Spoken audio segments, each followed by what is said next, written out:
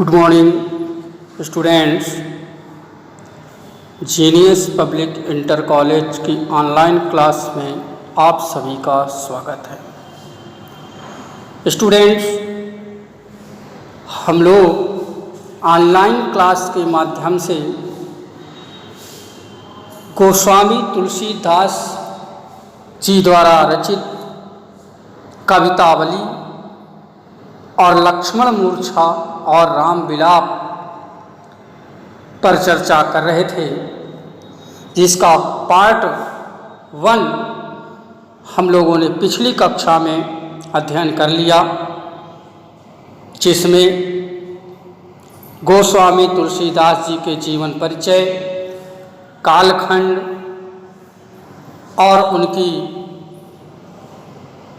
जीवन से संबंधित महत्वपूर्ण बातों पर चर्चा कर लिया था।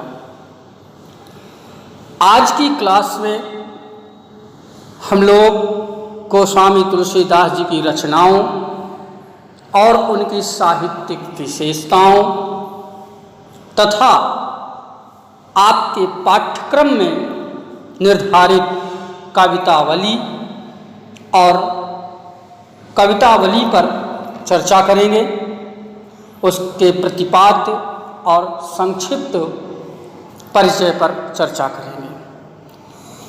सबसे पहले हम गोस्वामी तुलसीदास जी की प्रमुख रचनाओं पर चर्चा करते हैं।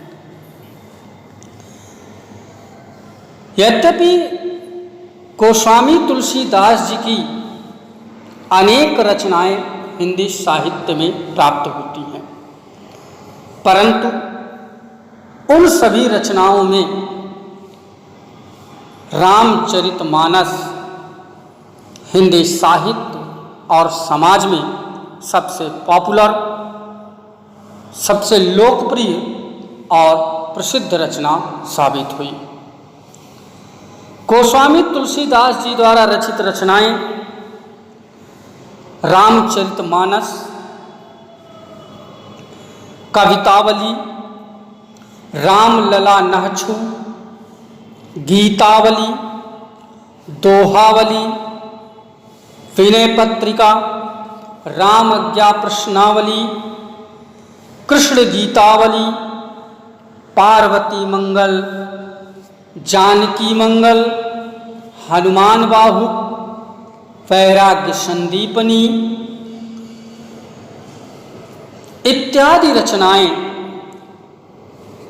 तुलसीदास जी की प्राप्त होती हैं। इसमें से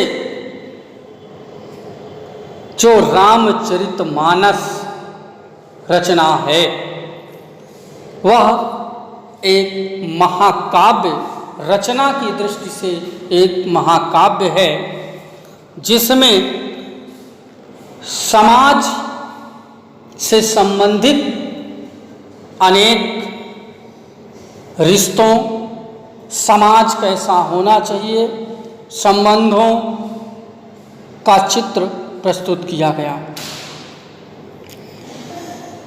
कवितावली में राम कथा, कवित्व व सवैया छंदों में रचित है और इनकी द्वारा रचित विनय पत्रिका एक गेय पद शैली में लिखा गया ग्रंथ है। रचनाओं की दृष्टि से रामचरितमानस सबसे प्रसिद्ध रचना है, जो एक महाकाव्य की श्रेणी में आता है। रचनाओं की चर्चा करने के पश्चात हम लोग गोस्वामी तुलसीदास जी की साहित्यिक विशेषताओं पर चर्चा करेंगे। इन्होंने राम भक्ति को समाज में प्रचलित किया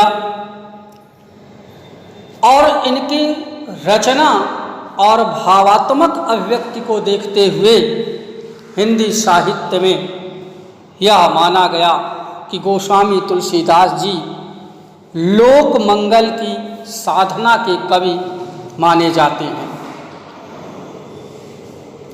यह तथ्य न सिर्फ उनकी काव्य संवेदना की दृष्टि से है, अपितु काव्य भाषा के घटकों की दृष्टि से भी सत्य होता है।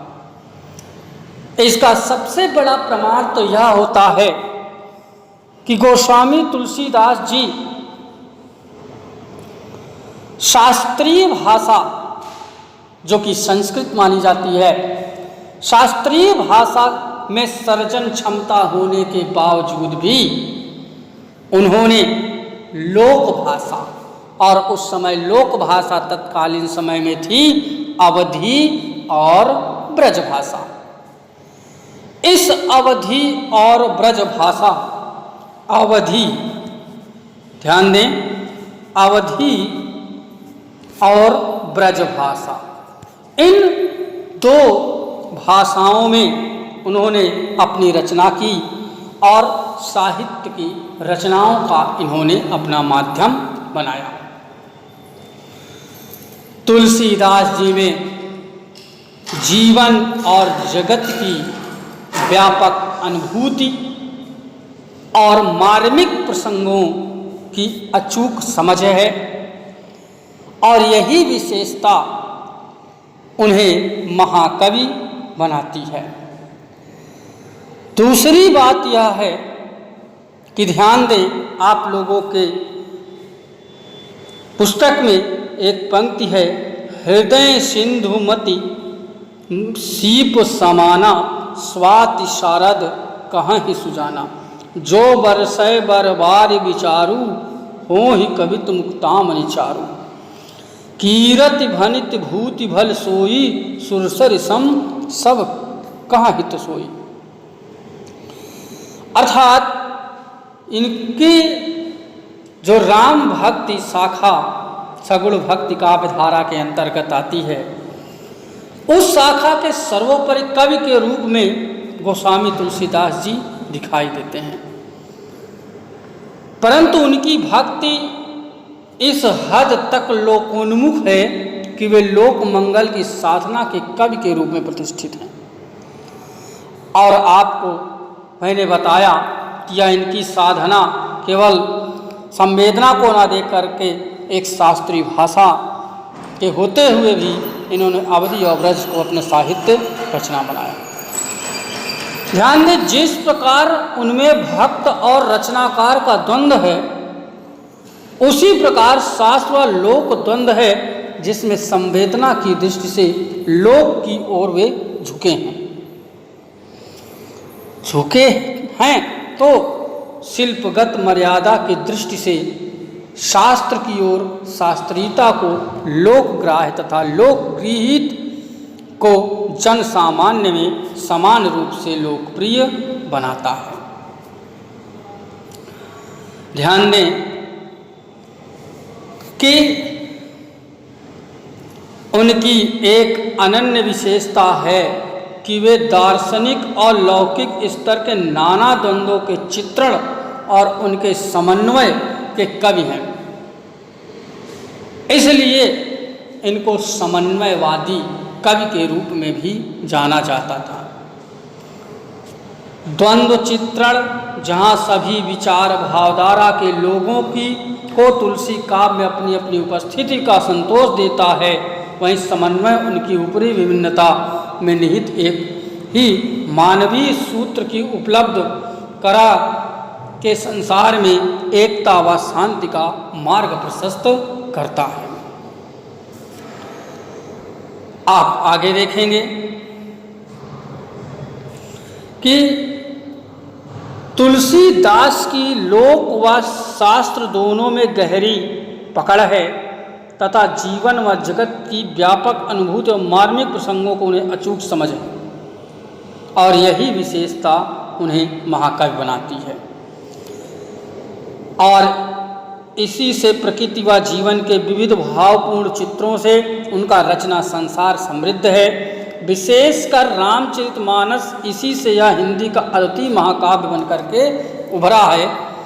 इसकी विश्व प्रसिद्ध लोकप्रियता के पीछे सीता राम कथा से अधिक लोक संवेदना और समाज की नैतिक बनावट की समझ है। ऐसा नहीं है कि गोस्वामी तुलसीदास जी ने अपने रामचरितमानस में राम और सीता का वर्णन किया है, राम की कथा का वर्णन किया है, इसलिए वह पॉपुलर हुई है, लोकप्रिय हुई है, इसलिए नहीं, बल्कि उसके साथ साथ उन्होंने समाज की नैतिक बनावट अर्थात एक नीतिपूर्ण, एक नैतिकता के आधार पर कैसा समाज की बनावट स्ट्रक्चर होना चाहिए, यह भी उनके समझ में है। उनके सीता राम ईश्वर को की अपेक्षा तुलसी के देश काल के आदर्शों के अनुरूप मानवीय धरातल पर पुनः सृष्ट चरित्र है। गोस्वामी जी ग्रामीण व कृषक संस्कृति तथा रक्त संबंध की मर्यादा पर आदर्शीकृत गृहस्थ जीवन के चितेरे कवि हैं। अर्थात तुलसीदास जी की रचनाओं को देख करके उनका अध्ययन करने पर यह विदित होता है, यह जानकारी प्राप्त होती है कि गोस्वामी तुलसीदास जी एक ऐसे कवि के रूप में प्रसिद्ध हुए जो ग्रामीण संस्कृतियों और कृषक समाज की संस्कृतियों तथा जो समाज के रक्त संबंध की मर्यादा है उसका आदर्शीकृत और गृहस्थ जीवन में मनुष्य को कैसा अपना जीवन व्यतीत करना चाहिए, किस आदर्श को लेकर के चलना चाहिए, इसकी भी समझ तुलसीदास जी को बहुत अत्यधिक थी। इसके साथ ही तुलसीदास इस अर्थ में हिंदी के जातीय कवि हैं कि अपने समय में हिंदी क्षेत्र में प्रचलित सारे भावात्मक व काव्य भाषाई तत्वों का प्रतिनिधित्व करते हैं। इस संदर्भ में वे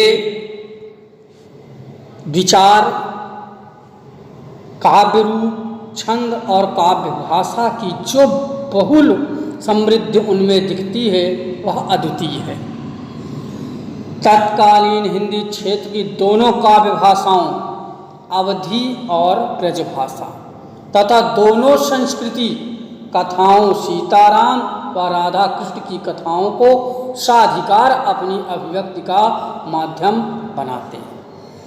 क्यों? क्योंकि ये एक समन्वयवादी कवि के रूप में उभर करके आए हैं। इन्होंने किसी भी भक्ति का विरोध नहीं किया बल्कि दोनों में सामंजस्य बिठाया है, क्योंकि तत्कालीन समय में जहाँ एक ओर राम का धारा भक्ति की प्रवाहित हो रही थी, वहीं दूसरी ओर कृष्ण काव्य धारा की भी भक्ति प्रवाहित हो रही थी।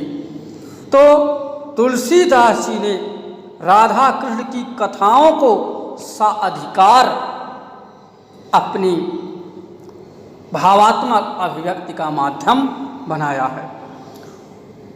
और इनके उपमा के विषय में यह कहा गया कि जिस प्रकार से संस्कृत साहित्य के कवि कालिदास उपमा के क्षेत्र में प्रसिद्ध हैं, क्योंकि कहा गया है, एक संस्कृत में पंक्ति उद्धृत है कि उपमा कालिदासस्य भारवे अर्थ गौरवम दंडिनः पदलालित्यम माघः सन्ति त्रयो गुणा। अर्थात संस्कृत के कवियों में जो महारथ कालिदास को उपमा के क्षेत्र में प्राप्त हुई है, जो स्थान उनका है, जो पहचान उनकी है, उसी तरह जो कालिदास जी की तरह जो उपमा में प्रसिद्ध हैं, उसी तरह सांग रूपक के क्षेत्र में तुलसीदास जी की मानी जाती है। अर्थात जितना स्थान कालिदास की उपमा अलंकार के क्षेत्र में है, अग्रगणी माने जाते हैं, उसी तरह सांग रूपक अलंकार के क्षेत्र में तुलसीदास जी को बहुत ही प्रसिद्ध कवि के रूप में माना जाता है।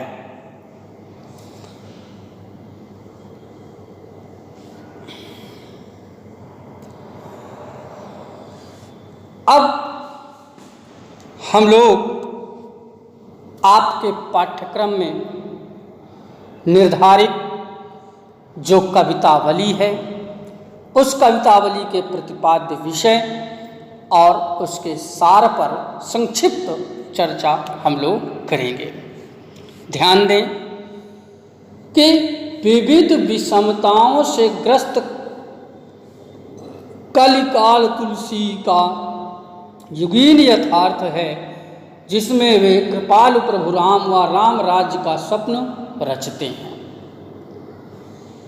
युग और उसमें अपने जीवन का न सिर्फ उन्हें गहरा बोध है, बल्कि उसकी अभिव्यक्ति में भी वे अपनी समकालीन कवियों से आगे हैं। और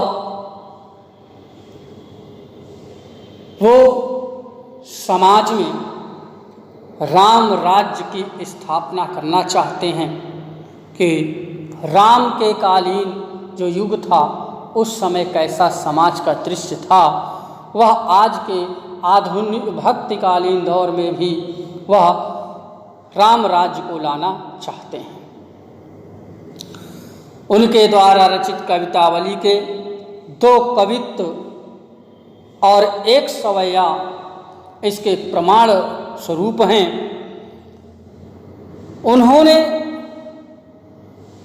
पहली काव्य पंक्ति में अर्थात उनकी जो कवित्व है, कवित्व छंद में लिखा गया पहला काव्य पंक्ति है, उसमें उन्होंने यह दर्शाया है कि संसार के अच्छे बुरे समस्त लीला प्रपंचों का आधार पेट की आग का दारुण व गहन यथार्थ है।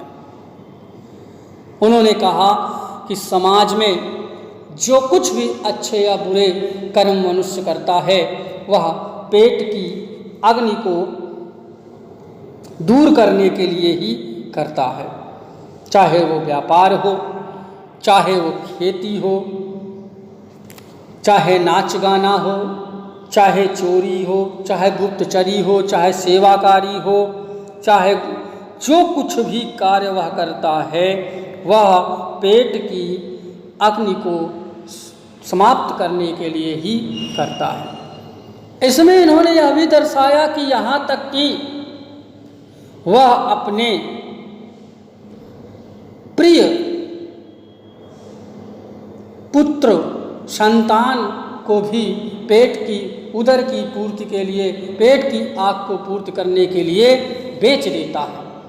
कहीं न कहीं गोस्वामी तुलसीदास जी ने अपने तत्कालीन समय के सामाजिक दृश्य को भी उद्धृत किया कि उस समय हमारा समाज का दृश्य कैसे रहा होगा, किस दौर से हमारा देश गरीबी और भूखमरी से गुजार रहा था। ऐसा भी दृश्य उन्होंने अपनी इस रचना में दर्शाया है।